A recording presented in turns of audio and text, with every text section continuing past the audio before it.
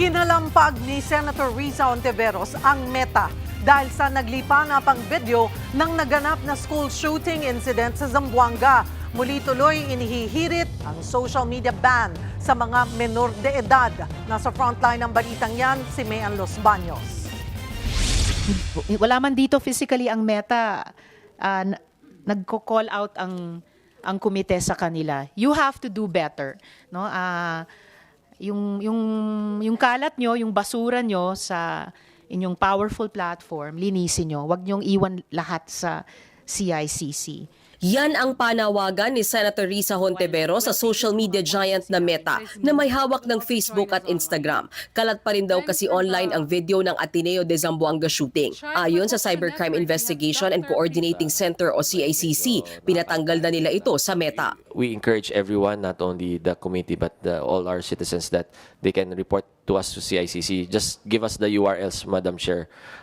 If the committee can provide us the URL right now, we can relay it back to Meta so we can monitor if the post has been taken down.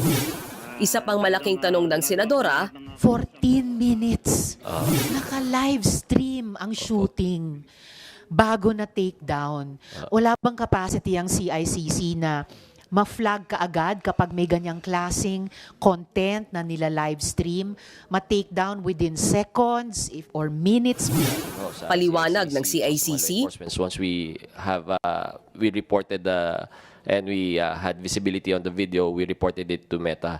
Tapos How many minutes into the incident na nagkaroon kayo ng visibility? visibility around mga 5 minutes. Tapos ni-report na ho kagad natin to sa mga platforms para i-take down ho.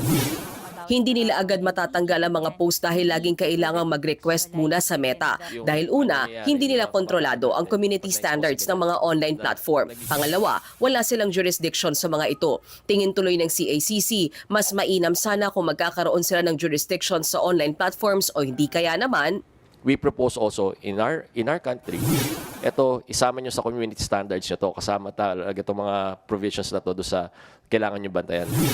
Samantala, muli namang nanawagan ng social media ban Senate President Sherwin Gatchalian. Sa kanyang pahayag, giniit ng senador na dapat ipagbawal ang paggamit ng social media sa mga menor de edad, partikular ang 15 anyos pababa. Naniniwala ang senador na malaki ang impluwensya ng social media para itulak sa karahasan ang mga kabataan. Kabilang sa inihain na Social Media Safety for Children Act o Senate Bill 2066 ni Gatchalian ang pagpapatupad ng safeguards tulad ng age at identity verification system. Nanawagan naman si Cardinal Antonio Tagle sa mga magulang, anya, dapat gabayang mabuti ang mga anak kasunod ng school shooting sa Zamboanga.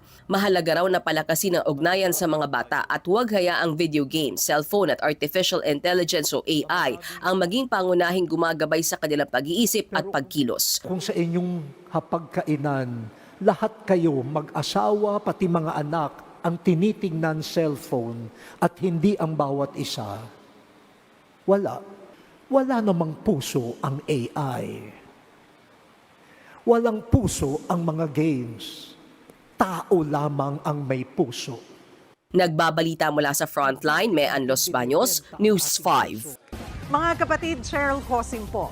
Maging maalam at may pakialam sa mga napapanahong issue at headlines. Mag-follow at mag-subscribe na sa social media pages ng News 5.